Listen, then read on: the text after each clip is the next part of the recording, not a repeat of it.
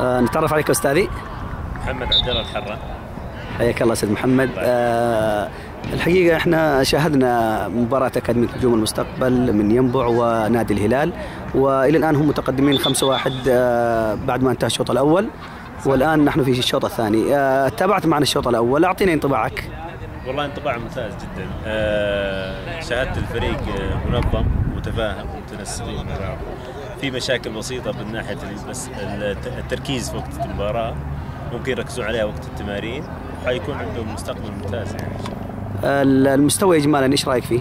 المستوى إجمالا جيد جدا إلى جيد جدا مرتفع، يحتاج تركيز زيادة وشغل وتمارين يومية جادة ونظام في الأكل ونوم مبكر، وبالتالي بتكون متوقع لهم يعني مستقبل باهر.